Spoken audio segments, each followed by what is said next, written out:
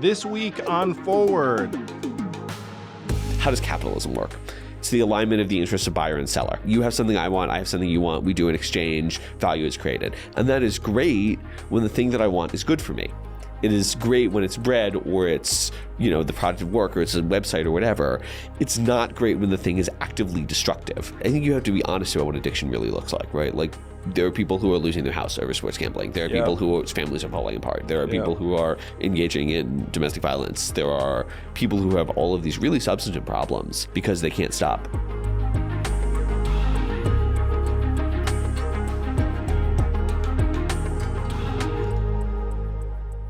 I am very glad to welcome to the podcast fellow at the Manhattan Institute, contributing editor at City Journal, Charles Lehman. Welcome, Charles. Thanks so much for having me on. I'm thrilled to be here. Yes. So Charles wrote an article in The Atlantic recently about something that's near and dear to my heart, online sports betting. And I wrote an op-ed saying, hey, we might want to reevaluate our approach to this.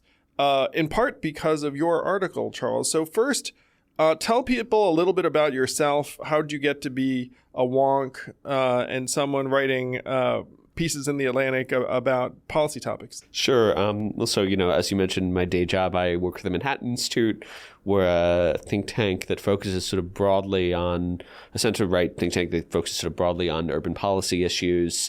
My work sort of covers the gamut of, I think about the policy of deviance, crime, disorder, drugs, addictive substances, and that sort of naturally dovetails with policy on gambling. And I'm very interested in what I see as a broader trend of emerging markets in addictive substances, whether it is gambling, whether it is marijuana, whether it is amphetamines, whether it is steroids, whether it is social media. I think I'm glad you threw social media in there.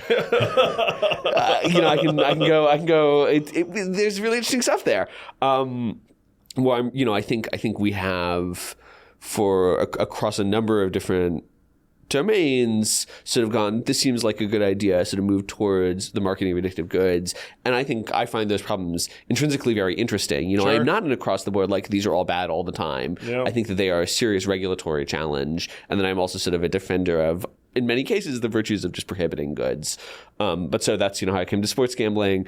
I wear many hats. I'm a wonk. I'm a writer. I'm a data analyst. You can call me whatever you want. But so, it's very natural as I sort of started to look at, and I think we'll talk today about the research, as I started to look at other people's research and sort of synthesized it. I was like, wow, this seems to be going poorly. This seems to be going poorly is a very good summary.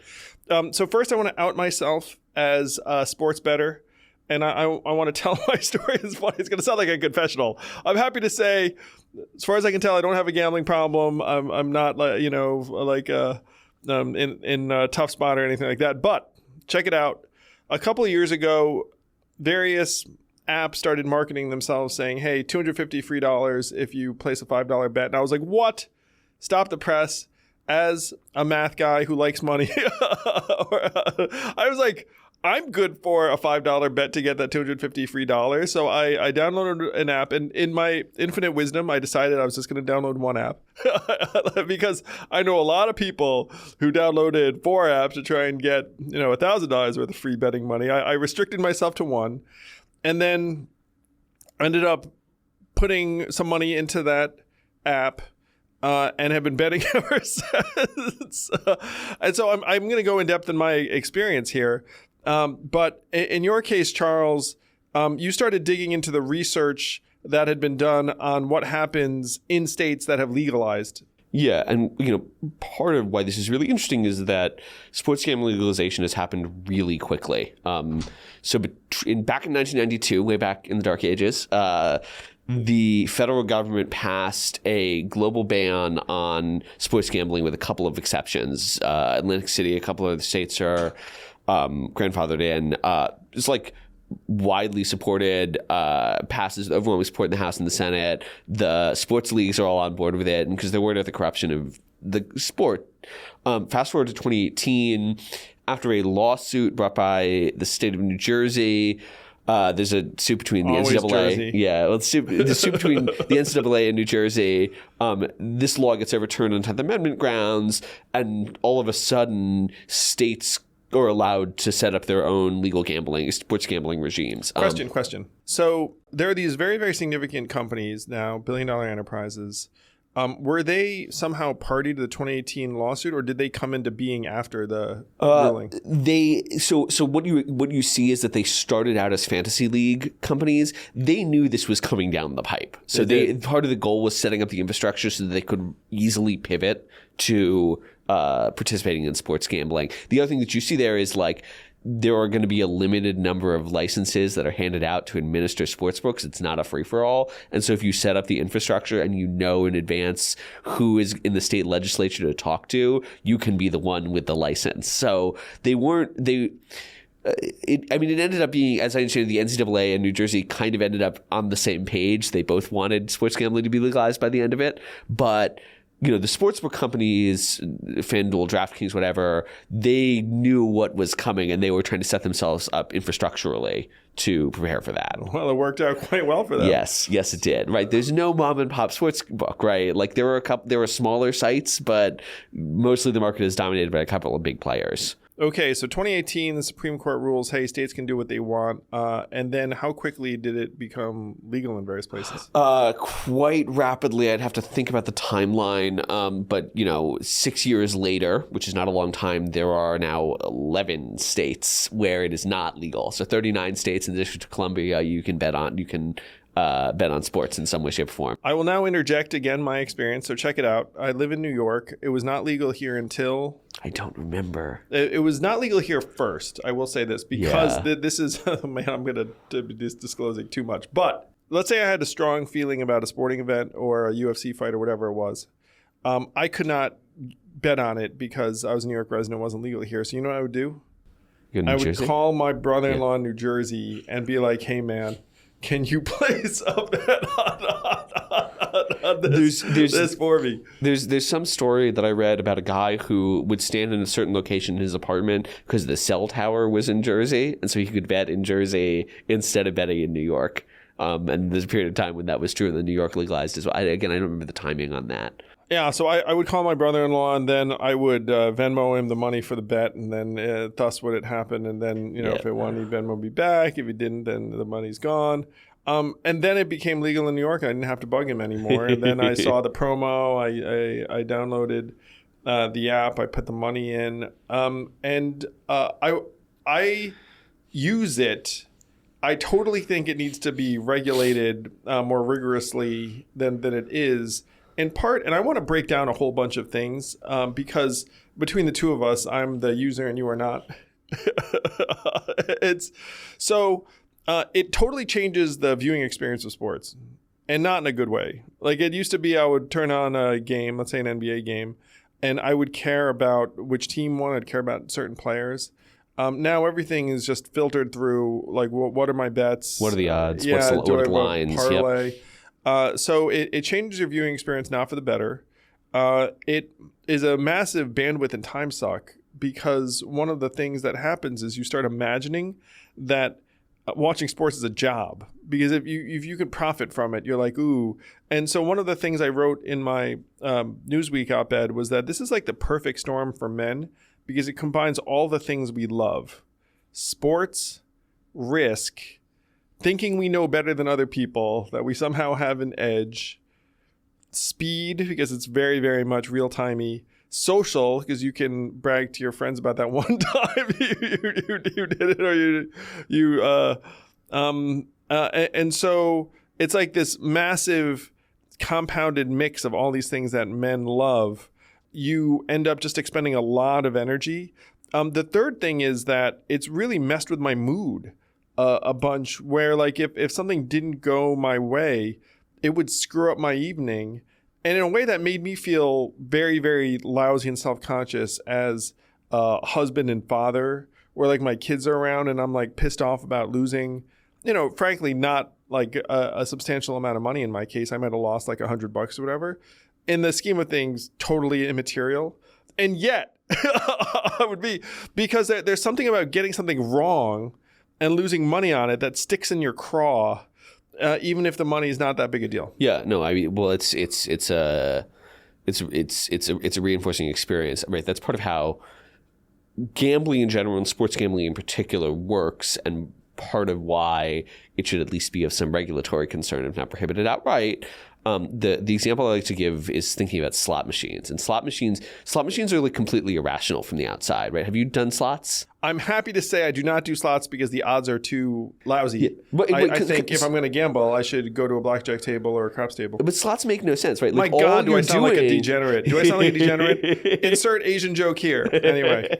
No, but so like slots make no sense from the outside because they're just designed to take your money. Yeah. And they can actually be optimized to take your money. Sure. But slot machine designers design exactly the pattern of wins and losses so that your Keeps brain, you hooked. Yeah, it keeps you hooked. You just get you get the win just when you think you're going to quit, and so you'll come back over and over and over again. And this is like very straightforward, like Pavlov's dog reinforcement that you can do to human beings, and you can do this algorithmically as well, right? That $250 for $5, they put that out there because they know that you will do that and be like, oh yeah, $5, $250, sure, that seems like a great idea. Well, I'm in already. And they're able to model that quite efficiently. They're also able to model who is spending more versus who is spending less. A rule of thumb in any market in addictive goods, cigarettes, alcohol, marijuana, heroin, methamphetamine, you pick it, is 10 to 20% of your users do 80 to 90% of your using. And do you think that's true here too? Yes. There's decent empirics that says that's true. It's the same power law distribution. I'm happy to say I'm not in that percentage. Yeah, I mean, there are people who are spending all of their money on sports gambling. And well, by the way, so a couple of anecdotes. One is that I met an Uber driver who it seemed like they were just spending all of their earnings on sports betting. Yeah, I was at a wedding and a friend was telling me about a friend of his from back home who works at the post office and does not make a lot of money, and the guy has $28,000 in the hole on sports gambling. Yeah. Oh no. Yeah. Oh no. Right.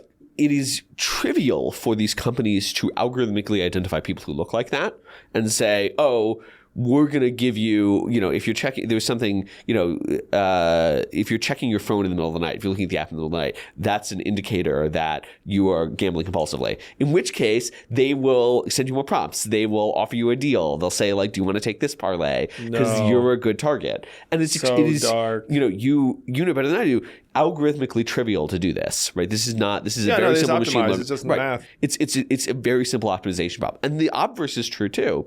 If you are somebody who's good at sports gambling, they won't take your money after a while. You'll get kicked off the sports book, or you'll get limited at a very low cap. We were talking before about Nate Silver, the election analyst / gambler. And Silver, was on the sportsbooks for a while, but he gets kicked off of all of them because he knows how to do math and knows how to get an edge. And they identify, it's very easy to identify that. So they will reward the big losers and try to encourage them to lose more and more. And they'll kick out anybody who maybe is going to eat into their profit.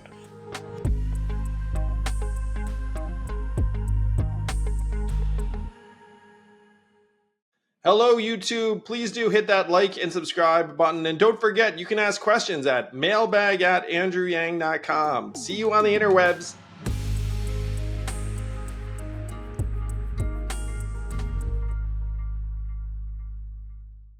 Wow, man. Now I'm very hurt that they haven't kicked me off. I mean, so genuinely, best of my knowledge, I'm probably something even on the whole thing. That's pretty good. Which means I'm incredibly negative because if you think about all the stupid time cost. like time cost.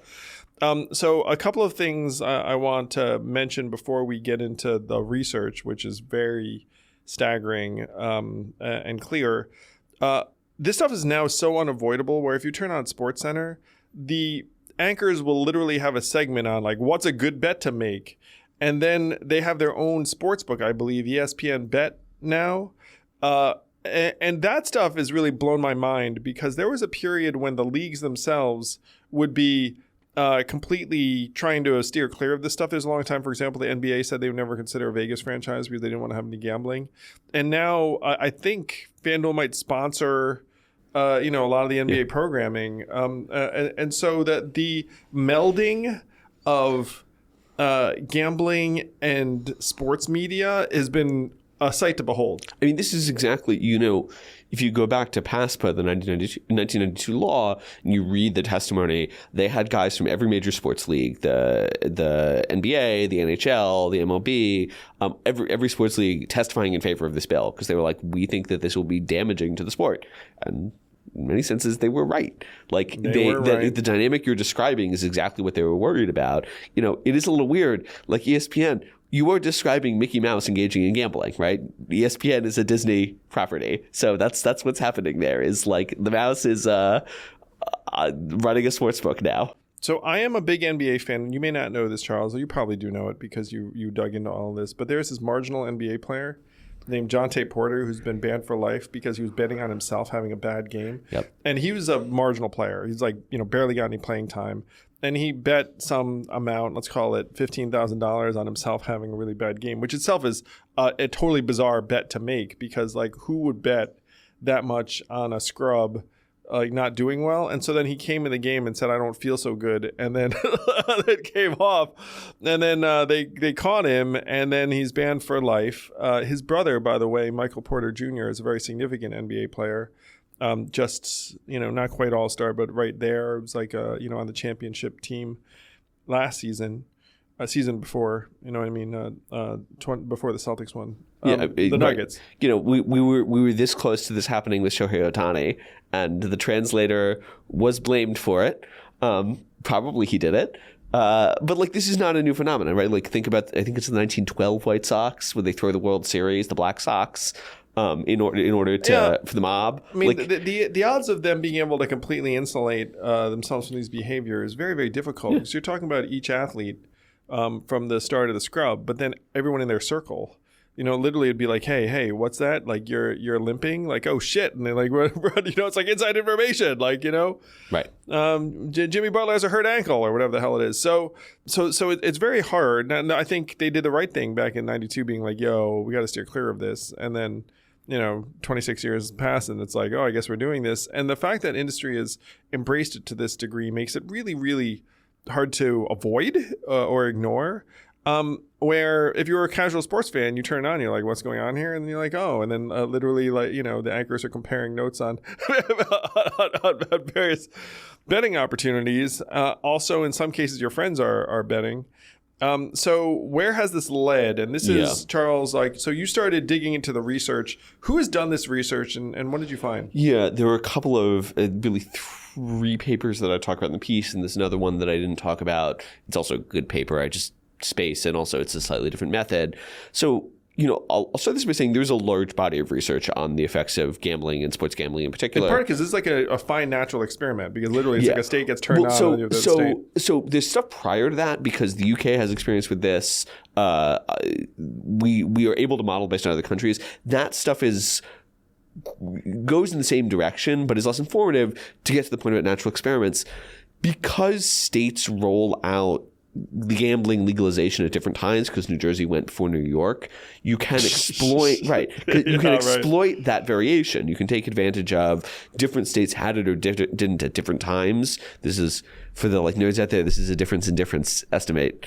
To estimate not just what are the correlates of it, but what is, for econometric purposes, the causal effect of sports gambling legalization on a variety of outcomes. And so the research that I look at in the piece that you're referring to uses two different sets of data on consumers. And they say consumers in states before and after financial information, consumers in states before and after gambling legalization, controlling for a bunch of other factors, including controlling for using the other states as control groups, essentially. What is the effect on their financial well-being?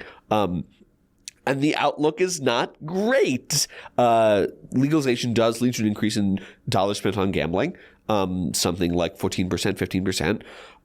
It also yields alarming changes in people's investment propensity. So one estimate is that for each additional dollar spent on gambling, there's $2 of foregone investment income, i.e. money transferred into an investment account. That's like $1 on gambling and then another $1 that you spend on consumption because you're like watching the game or whatever.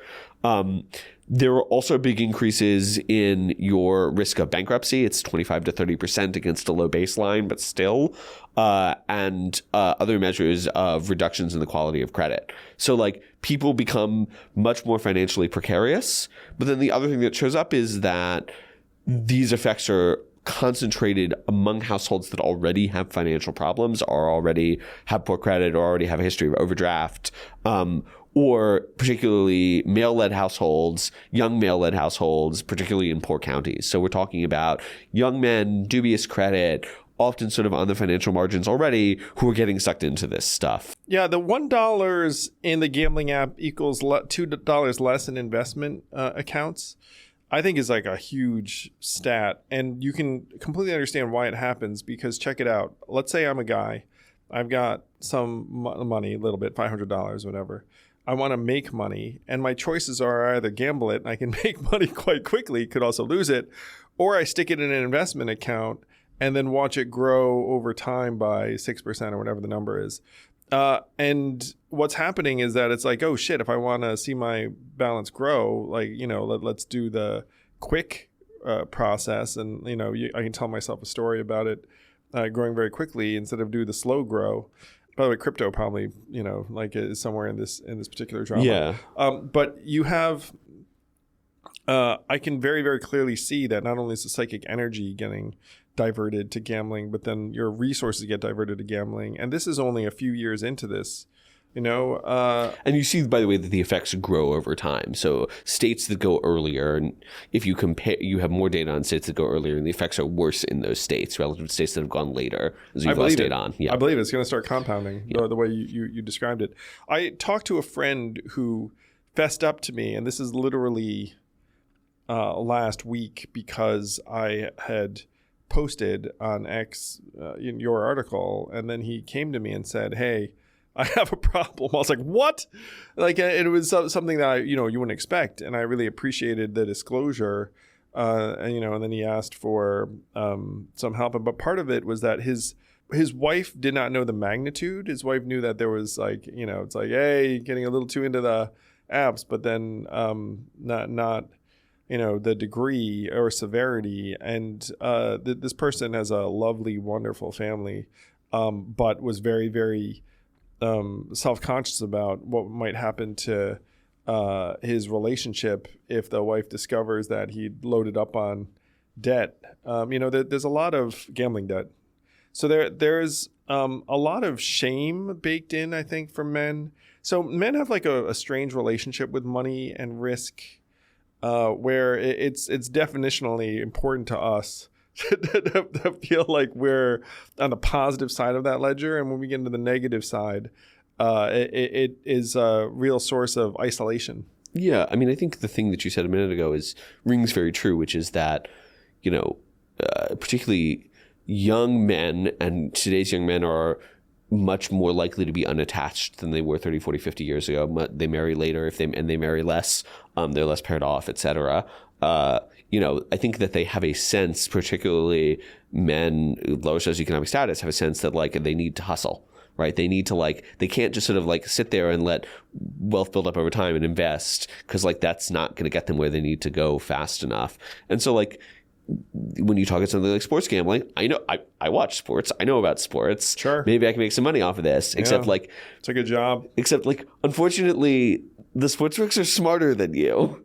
They're run by people who are smarter than you, and also they're run by computers that are way smarter than you. And so mostly you end up losing if you're in that category. It's not only that, but it's not like you get pure odds. There's like a spread, and so definitionally, you're going to be sacrificing something. You don't get a 50-50 bet for a 50-50 occurrence. Yeah. Right. You get a 45 or something like that. And, intuitively, if that weren't true, they wouldn't offer the market, right? Like their goal is to make a profit over the long term. Why does the house always win? Because the law of large numbers is on the house's side, and like they can lose a certain amount of the time, but they will end up winning 55, 56% of the time or whatever, and that will be good for them. But they will always, given the opportunity, tilt things in their direction, which is why you get things like they identify the whales, the guys who are betting a lot of money, often money they don't have, and reinforcing them. Because you have that reinforcing mechanism, right? Like, it starts with maybe this is something fun I can do.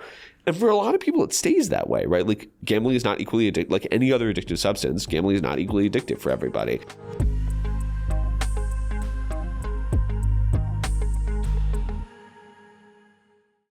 This podcast is sponsored by ExpressVPN. How did you choose which internet service provider to use? The sad thing is, most of us didn't have much of a choice because ISPs operate a lot like monopolies in the regions that they serve.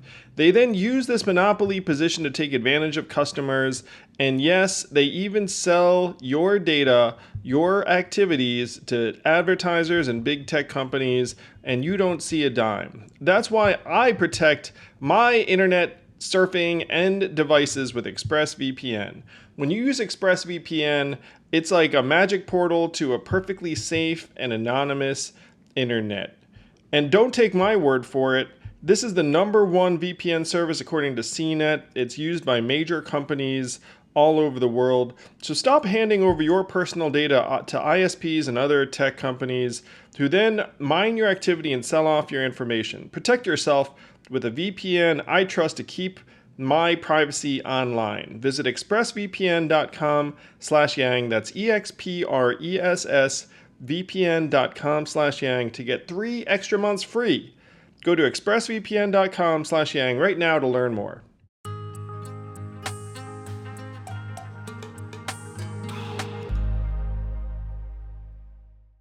Is there a genetic predisposition? Like everything, there's probably a genetic component.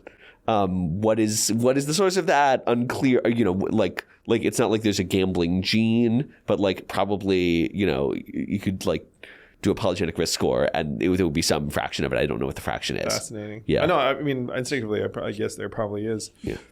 As you say. Okay. So study #1 is you invest less and your financial fortunes decline. Pretty bad. And yet, it may get worse. Study #2. Yes. So study #2 is, are you talking about the one that says your risk of bankruptcy goes up, or are you talking about the other one? Well, I guess I was shooting straight to partner violence. Yeah, right. So that's the other thing. So there's a prior finding that says on days when when the home team in the NFL loses, intimate partner violence goes up. Terrible. Yeah, right. Which, you can talk about why that is. And I think just most anyone common sense knows why that is. Yeah, right. Yeah. It's like if your team loses, you're surly, you're in a bad mood, da-da-da. And if you're already predisposed to engaging in intimate violence, it's a trigger. Yeah. So it turns out you can redo that effect controlling for presence or absence of sports gambling, and the effect gets even larger in magnitude. I think it's something like a 10% increase. And by the way, that also makes perfect sense right. Because any negative effect on your mood would be much, much higher and compounded if you just lost money that maybe you needed for a rent. Right. And this gets to the point. It's not just that sports gambling harms people who are engaged in it.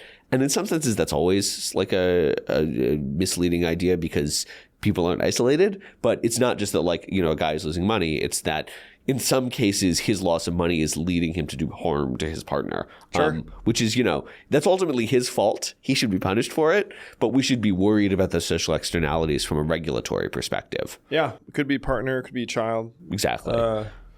And that's something painful to admit, because one of the reasons why I was eager to sit with you is that in your piece in The Atlantic, you say, hey, guys, pretty clear that we should rethink the regulatory approach to this, which I totally agree with, obviously. But Manhattan Institute has a reputation of being somewhat center-right, kind of, you may, it's like, which, by the way, I mean, I think that there are clear occasions for regulation of behaviors. Like this certainly seems to be one where you had something that was illegal and life was a certain way, and then you make it legal, and all of a sudden, you have people going bankrupt, relationships falling apart, and various negative impacts.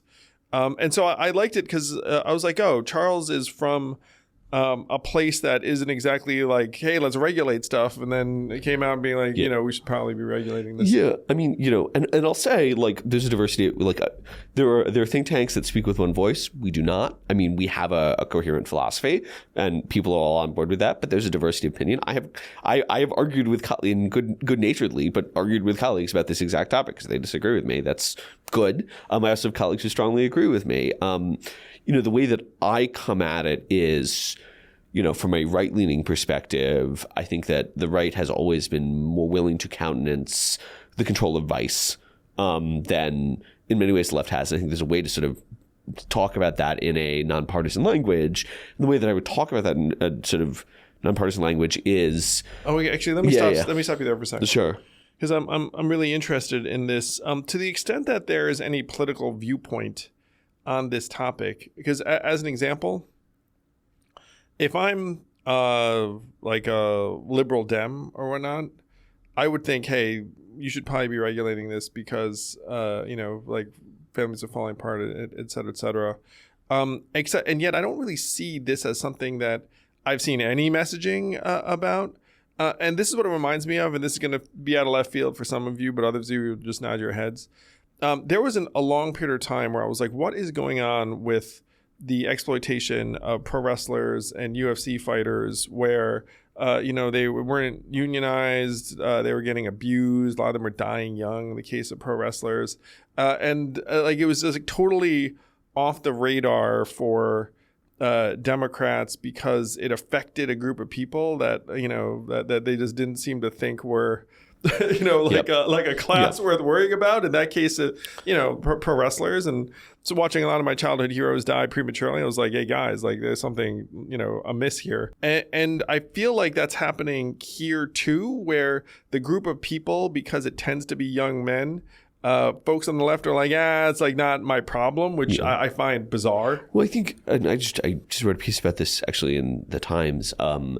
I think there was this really interesting thing in the last election where young men suddenly became a swing constituency, and young men across races. So like Kamala Harris did much worse with Latino and Black young men than many prior Democrats have. And so they were very concerned about that. And then young men are low propensity voters. I'm sure if you dug in, Asians too. Yeah. And so that's like... they did not expect that to be true. And so I think both sides saw young men as a swing category. Part of how they dealt with this is that they leaned in to vice messaging generally. So like Donald Trump is the most pro-marijuana Republican ever elected, certainly in the last 100 years. But Kamala Harris placed ads on sports betting websites. She failed to go on Joe Rogan, but like Joe Rogan is kind of an avatar of these people, and she was in negotiations to go on Joe Rogan. If you look at Kamala Harris's opportunity agenda for Black men, 2 of the 5 items in it were help Black men get jobs in the legal marijuana industry and help protect Black men's cryptocurrency assets. So like I think that there was a sense, at least in the Harris campaign, that like this demographic is more up for grabs than they have been historically, and the way to appeal to them is through these like vice goods.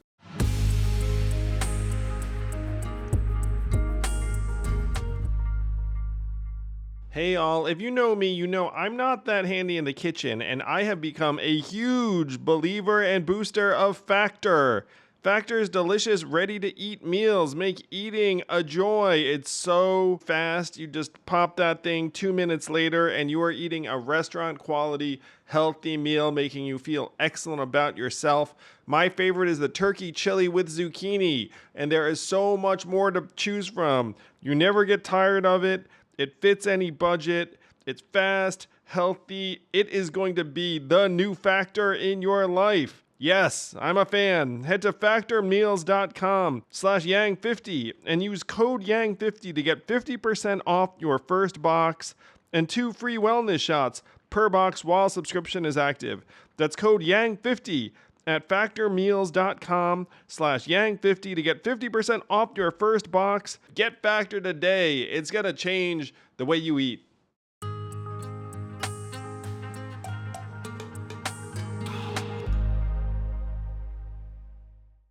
Well, this is one of the things that, it's interesting for me. So check it out. I'm a guy, like something of a, a public figure. I think that we should be regulating online sports betting very differently and much more rigorously than we are. I think if you're a state, let's call it California or Texas, that has not yet made this legal, you should not make it legal, because all you have to do is look at the data and say, after you introduce it to your populace, things are going to go downhill for a significant number of people. And I will also share, check it out, I spent some time in California, and then I can't bet. And then my life got better because all of a sudden, now I'm clearly not as much of an addict, or there's probably some crazy workaround. I could have used VPN. I could have harassed my brother-in-law again, or whatever. But instead, I was like, I can't do it here, and so I just forgot about it for that period. And then I come back to New York, and then, by the way, then I'm back doing it. But so I'm someone who thinks that we should be regulating this much more rigorously, just based on the facts and common sense. But by saying this, like, I feel like I'm somehow a buzzkill, or like the, I'm a professional buzzkill, so this does not bother me. Yeah, good. So I don't consider myself a buzzkill. I'm like, I consider myself fairly fun even. But on this one, I'm looking at it, and also I want to say this too, and just share my own experiences, because it's like, look, I'm not some curmudgeonly stick in the mud where I don't get the appeal of these things. It's actually, I do get the appeal of these things.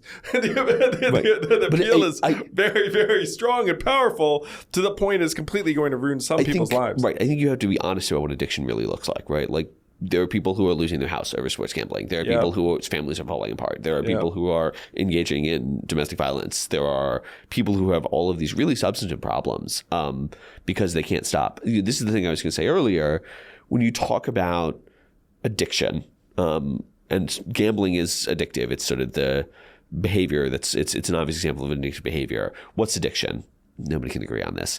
The functional definition of addictions in the DSM that I like is that addiction is characterized by continued use in spite of harm to yourself or others. It's when you keep doing it, you can't stop doing it, and you're hurting yourself or others, but you can't stop in spite of that harm. And the argument that I make is, like, the thing that is actually concerning is not so much like the ethics of gambling. I don't think it's wrong for you to gamble. I also don't think it's wrong for people to drink. I don't think it's wrong for people to smoke. I don't think it's wrong intrinsically for people to do heroin. Like, it's not an evil act to do that. The thing that is dangerous... It's certainly a destructive... I would describe it as an irresponsible act, but that's different from, like, I try to avoid the moralizing, right? I don't say, I think you're a bad person because you do this. I don't. I think you are hurting yourself and others. I'm with you there. It's like, I certainly don't cast, some kind of like moral or character judgment. But I think from the policy perspective, the thing that matters is this thing I was saying earlier. How does capitalism work? It's the alignment of the interests of buyer and seller. Right? You have something I want, I have something you want. We do an exchange. Value is created, and that is great when the thing that I want is good for me. It is great when it's bread, or it's, the product of work, or it's a website or whatever. It's not great when the thing is actively destructive, because in that case, the profit motive will align the interests of buyer and seller really efficiently. And the buyer will be economically incentivized to ruin his life. And this is exactly what you see with sports books, although it's what you see across a variety of addictive industries. And so to get back to the question about, why am I, as a right-leaning guy, saying, how can I justify this? In part, it's because I think capitalism is cool and great. That I'm willing to say, in this particular case, I see a very real threat to human well-being, human flourishing. Amen. Yeah, that you need to do something about. Yes. And so here you have, X lives destroyed, X relationships destroyed. And the other side, you have? A big bag of money. It's actually not that big of a bag of money. Oh yeah, say more. Like the corporations make decent money off of this. By the way, we haven't talked about sports gambling is not actually their end game. They don't really care. Sports gambling is a small market. The goal is iGaming. The goal is casinos on your phone, which they already, Michigan, Pennsylvania, a couple of other states, it's already there. That's a way bigger market. Like, the goal of the sports gambling thing was just to get the wedge in. I find that surprising. It's coming. So they make some money, but the argument that is deployed for legalization that has been very effective is you're missing out on tax revenue. Totally. And the reality is it's money. It's, it's not enough money it's to not justify a huge, this at all. right. It's not enough money to offset the social costs. It's hundreds of millions of dollars, which is not that much relative to the budgets of these states. Yep. Somebody told me a high number. It's 1% of Indiana's budget. It is relative to other sin taxes. So taxes generated by alcohol, cigarettes and marijuana, it's much smaller than the revenue generated by them on a quarterly basis. It's just not a big figure, which doesn't mean, By the way, this is hella dumb, I'm going to say, is like, hey, I'm going to get a smidgen more tax revenue. And oh, look, I just spiked the need for government services. For services, exactly. Like that to a much higher order of magnitude than whatever money you might have given me. And by the way, this money you gave me, who the heck knows if I'm going to actually deploy it to help like the newly harmed. I mean, the odds of that are frankly very, very low. Right. So you have greater strain on your social system, greater strain on government services, and there's some tax kickbacks. And oh, by the way, if you try to jack up the taxes, the businesses will pick a fight with you because they have a lot of leverage. And this gets to the conversation of regulation. In the end of the Atlantic Ocean, I'll go, actually, I kind of think prohibition was fine. Which is a controversial position. But, no, I mean, clearly, man. I mean, life was fine before in 2017. Yeah, we did not live in a hellscape in 2017. It was okay. No. You could, in fact, and what I like to say about PASPA, I really like PASPA, the federal law, because it doesn't criminalize individual behavior. If you wanted to make a bet with your friends, that was legal. You could do that. Like, you could hang out at the bar and bet $20 on the game. Nice. What isn't legal is for a state or a business to create an enterprise that facilitates gambling. That's the thing that's prohibited. And I think that's, a much fairer system of prohibition than hunting you down for making $20.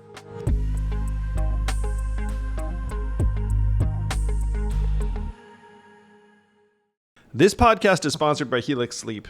I've been a mattress guy since I can remember because I've always wanted to make sure I didn't develop back problems. I worked out, I still do. Maybe it's a different type of workout. Before I used to be all into heavy weights. Anyway, you know what I mean. I've been sleeping on a Helix Sleep Dawn Firm mattress for years, and it's been exactly what I've wanted. My kids also seek it out as the best mattress in the house, and all of my friends who've bought a Helix Sleep mattress from this podcast advertisement have told me in person, hey, it's exactly what I was looking for.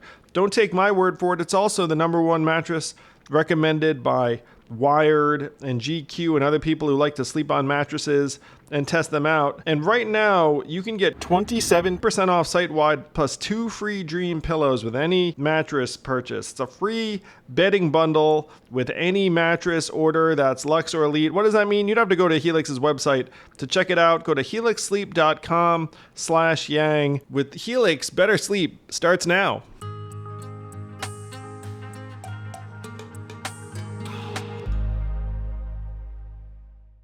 What have other countries done in this space? You mentioned the UK, you mentioned the various findings. I feel like some other countries have their acts together to a higher degree. So let's say they found themselves in a version of this situation. Like what happened? Yeah, mostly it's been a huge disaster. So I don't know a huge amount of I can't give you a huge amount of information with the international context because I mostly focus on America. Canada is moving forward with this, and they're seeing similar problems. Australia, I actually talked to some guys on Australian Public Broadcasting Corporation. They had me call in at 7 a.m. their time to talk about this because they're having huge problems in Australia. Sure. The UK is the first, I forget when they legalize. They're several decades on. Something like 8% of suicides in the UK are associated with gambling. Yep. No, I actually believe that. And guys, one reason why I'm passionate about this is that I can feel very viscerally that a lot of these victims are going to be young men on the edge, young men on the precipice. And that's a group that I think gets short shrift in a lot of our policy and cultural discussions. But I'm crushed by the fact that so many of them are going to have their lives upended by this. I'm angry that there's so many institutions that are now totally in on it. That stuff really pisses me off. And I'll add, I think you've been very good on this for years. Like we were talking beforehand about when you were running for president, you talked about the challenges to young men. I think you're completely correct then. I think you're completely correct now, which is that, women have their own sets of problems, absolutely, but in many ways, the sort of set of social pathologies that affects young American men today is dramatically underattended relative to its severity. Yes. And, you talk about gambling, we talk about lots of other addictive substances. There are guys who are being sucked into these enterprises who are ruining their lives. Yep. Everybody knows somebody like this, right? Yeah, or everybody knows somebody who knows somebody, and it's only going to get bigger. This is what I mean. We're talking about gambling and we don't have to talk about pot too much, but this is what I say in the context of marijuana. It's like, since marijuana is legalized, everybody knows somebody with a marijuana problem. Like everybody kind of knows what that looks like. And honestly, it's like a guy in his, his early 20s, maybe his late 20s, like he's a wake and bake stoner. And like, is he dying from it? No. Is it affecting his life? Yeah. So it fits into that sort of broader nexus of like, men are always riskier than women, right? Men are at the tails of the distribution. And so it makes sense that they are the ones who are disproportionately falling victim to this stuff. I think it's 2/3 of sports gamblers are men, but I'd have to check that it's number. 72%. Yeah. Okay. Closer to 3/4. Yeah. So like, men are disproportionately odds at risk for this kind of thing in general. I'm sure there are a much higher proportion of the extreme users. I'm sure. Yeah. And so like, I think it's very easy to see this trap across a variety of products that just like we don't know how to talk about it. It's hard enough to be a young man in America without making every freaking smartphone into a betting haven and every sporting event into a casino as well. I'm very, very saddened by this. I'm glad that you're a voice of reason and perspective, and also coming from a direction that, again, in this one, I feel like this should be a nonpartisan, bipartisan cause. Here's the interesting thing that I'll say is that the response to that article was remarkably positive. Almost everybody was like, yes, I think this is a problem. There were some really radical libertarians who hate me, who were like, this is you hate fun. There was, but other than that, everyone was like, yes, I agree with this problem. But really the like bipartisan nature of this, I thought it was super funny. On the one hand, you tweeted about it. And then on the other hand, some Fox News host, I forget who, was tweeting about how like, finally the Democrats at the Atlantic are admitting this is an issue. And I was like, okay, we've got the spectrum here. Or like, you're talking about federal leaders. There's one federal bill, regulatory bill, which is Susan Blumenthal in the Senate and Paul Tonko in the House, who are Democrats. I don't know if it's going to go anywhere, but like, there's some voice for it there on the left as well. So I do think it has the potential to be a bipartisan issue. Well, I hope so. And to the extent that the incoming administration kind of represents these constituents, like I hope that they pick this up. I think that's a really interesting question because I've argued that this goes back to the point about the Harris and the Trump campaigns. In many senses, they competed on the opposite, on being softer on, vice industries. And that is alarming to me. That's an unfortunate competition. But what the argument I would make, and this is to, let's say, for example, a J.D. Vance type figure, is that if you're pro-family, you want to regulate this stuff because this stuff is going to be corrosive to many families. I think there's a really interesting coalition on this stuff. Well, on the one hand, J.D. Vance, I think, gets this. Based on what he was doing in the Senate, I have a feeling that there'd be like some 40-something-year-old male legislators like, I actually get this problem. Because that J.D. Vance knows guys from back home, right? Think about the guys in Hillbilly Elegy. They were all betting on sports. Yeah. On the other hand, for a while, it was looking like Matt Gaetz, who was a big booster of the NCAA decision, thought it was a good thing, thinks sports gambling legalization is a good thing, was going to be the Attorney General of the United States. That turned out not to happen, but for other reasons. So, I think there was going to be really and by the way, I do think that it should be a lot of people who were for this, who now be like, okay, the data's out. Yeah, not so good. I think that's... The useful thing is that, we knew this beforehand. Again, there is evidence in the UK, but a lot of that is not of the quality of the evidence that you can get in the United States. It's freaking direct, man. It's in your face. Yeah. And we know the people, and it matches up with common sense. I mean, this seems like fairly compelling and clear to me. So Charles, thank you for helping lead on this issue and many others. I mean, he's obviously deep into regulation of various addictive substances and other topics. If people want to keep up with you, your work, your perspective, how can they best do so? Yeah, so obviously always at the Manhattan Institute, which is manhattan.institute. That's really our domain. I'm on Twitter. I'm at Charles F. Lehman. And then I'm also on Substack, which is I'm at The Causal Fallacy, CAUSALFALLACY. It's a terrible Substack name because nobody can ever remember it. But you have to be smart to remember it. So he only has smart subscribers. But I actually write about these issues all the time there, and in City Journal, our in-house publication, at MI, and all over the place. So there's all good places to find me. Well, we'll keep it up. For this Atlantic article, did you submit to them? Did they come to you? How'd that work? I submitted to them. I have some guys that I know over there. Well, I'm so glad they picked it up, and thank you for coming and sharing the facts. Thank you so much for having me. This is great.